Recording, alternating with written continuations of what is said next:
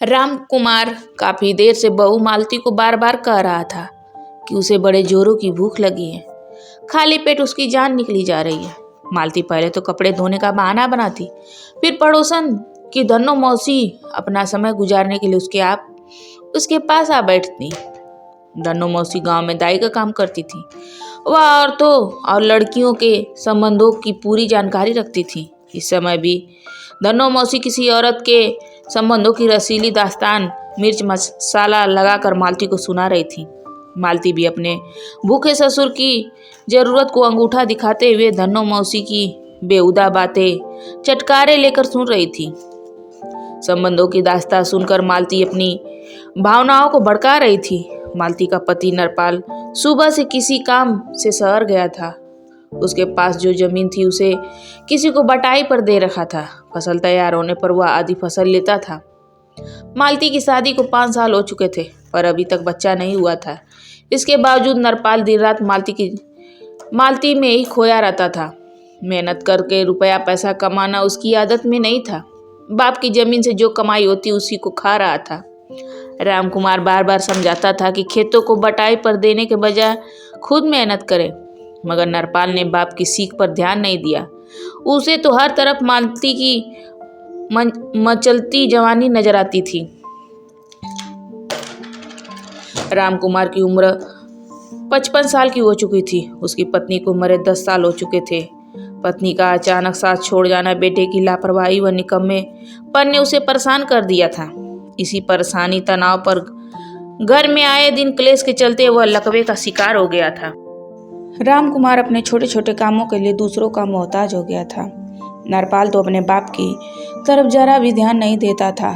राम कुमार ने नरपाल की शादी यह सोचकर की थी कि बेटा नहीं तो बहू ही इसकी देखभाल करेगा, मगर उसकी उम्मीदों पर पानी फिर गया। लाचार और बेबस राम कुमार काफी देर तक गिड़गिड़ाता रहा कि दोपहर को खाना बना दे, उसे भूख लगी है। मगर मालती जानबूझकर उसकी फरियाद को अनसुना करती रही।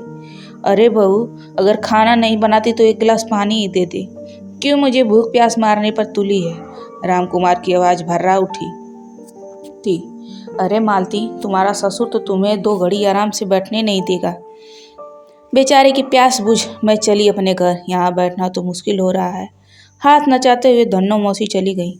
इस बूढ़े ने तो नाक में दम कर दिया है। मालती पैर पटकते हुए रसोई घर में गई और पानी का लोटा राम कुमार के सामने मेज पर रख दिया। पानी रखकर वह गिड़गिड़ाते हुए दूसरे कमरे में जाकर लेट गई। पानी देखा तो राम कुमार के मुरझाए चेहरे पर चमक आ गई। उसने थोड़ा झाँक कर हाथ बढ़ाया तो पानी लोटे तक हाथ पहुंच गया, मगर आधे जिस्म से अपना संतुलन नहीं बना पाया। पानी का लोटा हाथ में न आने की वजह से मेज पर ही लुढ़क गया और सारा पानी मेज पर बिखर गया। अपनी बेबसी और बहू की लापरवाही पर राम कुमार रो पड़ा। लाचार बहू की सिसकियां घर में मातम और अनहोनी का माहौल पैदा कर रही थी। कमरे में पानी बिखरने पर बिगड़ी मालती छाती पर हाथ मारते हुए ससुर को कोसने लगी। घर में शोर सुनकर पड़ोस में रहने वाली 40 साला विधवा बिमला आ गई। पड़ोस की औरतें और बच्चे भी जमा हो गए। फर्श पर बिखरा पानी देखकर बिमला समझ गई कि माजरा क्या है। उसने फौरन अपने घर से पानी लाकर राम कुमार को पिलाया तो मालती उसके पीछे पड़ गई। आरोप लगा दिया कि बूढ़े के बिमला के साथ नाजायज संबंध है। यह सुनकर बेचारी विधवा बिमला अपने घर चली गई। वो अपनी बदनामी से परेशान हो गई थी। शाम को नरपाल जैसे ही घर आया, कुछ औरतों ने मालती की शिकायत की कि वह उसके अपाहिज बाप पर जुल्म कर रही है। आज तो उसने ससुर को सारा दिन खाना भी नहीं दिया। मोहल्ले की औरतें की बातें सुनकर नरपाल का जमीर जागा। वह घर में घुसते ही मालती पर बरस पड़ा। पति के बदले तेवर देखकर मोटे मोटे आंसू बहाती हुई मालती ससुर पर गलत आरोप लगाने लगी कि इस घर में रहकर वह अपनी बेइज्जती नहीं कराएगी। घर में अपने बाप को रखे या उसे, जब तक वो अपने बाप को इस घर में से नहीं निकालेगा तब तक वह लौट कर नहीं आएगी। ऐसा सुन नरपाल नरम पड़ गया, मगर मालती अपनी जिद पर अड़ गई। उसने पति की बात नहीं मानी और कंधे पर बैग उठाए ऑटो रिक्शे में बैठकर बस अड्डे पहुंच गई। नरपाल ने तो यह सोचकर मालती को धमकाया था कि उसे अपनी गलती का एहसास होगा, मगर यहाँ तो पासा ही पलट गया था। नरपाल भी बस में बैठा और मालती को मनाने ससुराल चला गया। वहाँ पहुंचकर मालती से माफ़ी मांगते हुए घर चलने को कहा तो नरपाल की सास ने बेटी का पक्ष लेते हुए कहा, देखो दामाद जी, मेरी बेटी को आपका बाप तंग करता है। जब तक जिंदा है तब तक मालती वहाँ नहीं जाएगी। मगर माँ जी, मैं तो मालती के बगैर एक रात भी नहीं अकेला नहीं रह सकता।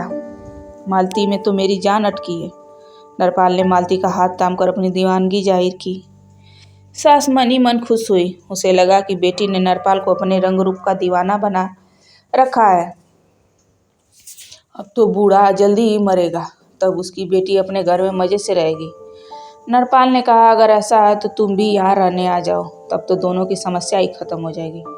नरपाल भी तो यही चाहता था। इधर मालती का छोटा भाई कॉलेज जाने लगा था। बापू के साथ खेतों में काम करने वाले आदमी की जरूरत थी। नरपाल ने वह कमी पूरी कर दी। रात के 10 बजने के थे। अपाहिज रामकुमार आंसू बहा रहा था। उसे लगा कि बुरे समय में बहू ने तो साथ छोड़ा, अपना पैदा किया हुआ बेटा भी उसे भूल गया। अचानक रामकुमार के जेहन में ख्याल आया। उसने मेज पर टेबल फैन चलता देख उसने माचिस की तीली जलाकर तार को जला दिया। तार जलने से चिंगारी निकली तो उसने तार को पकड़ लिया, अपने आप को फर्श पर गिरा दिया। तभी एक दर्दनाक चीख कमरे में गूंजी। बिजली के तार ने रामकुमार को दूर तक झटक दिया। वह गेंद की तरह लुढ़कता हुआ कमरे की दीवार से जा टकराया और बेहोश हो गया।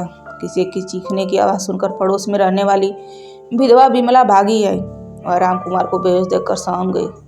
उसे लगा कि बूढ़ा कहीं मर गया तो उसके सिर पर हत्या का आरोप न लग जाए। बिमला ने गौर से देखा तो रामकुमार की सांसें चल रही थी। उसने सीने पर हाथ रखकर देखा तो दिल धड़क रहा था। वह फौरन दूसरी गली में रहने वाले डॉक्टर को बुला लाई। डॉक्टर ने बेहोशी हटाने का टीका लगाया तो रामकुमार को होश आ गया। होश में आते ही उसने उठने की कोशिश की तो अपने आप खड़ा हुआ और खुशी के मारे चीख उठा, डॉक्टर साहब, मैं तो खड़ा हो सकता हूँ, मेरे हाथ और पैर में जान आ गई है।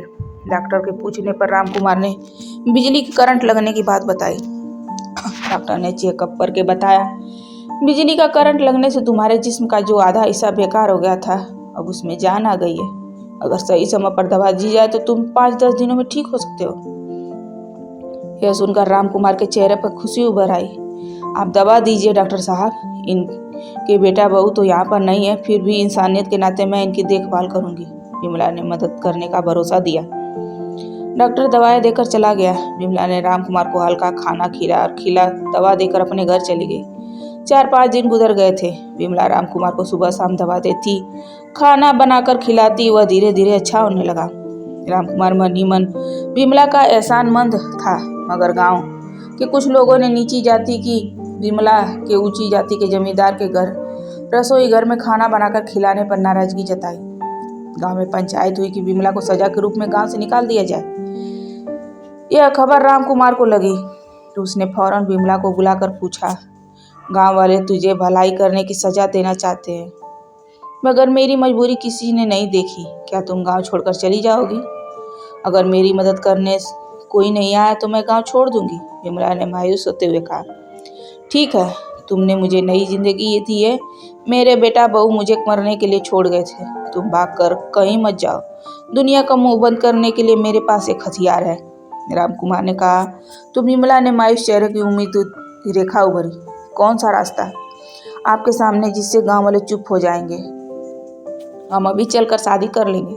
औरत की कोई जाति नहीं होती। मेरी पत्नी बनकर तुम मेरे समान हो जाओगी। फिर देखूंगा एक अच्छे इंसान को दुनिया परेशान कैसे करती है। कहते हुए रामकुमार ने विमला का हाथ लिया।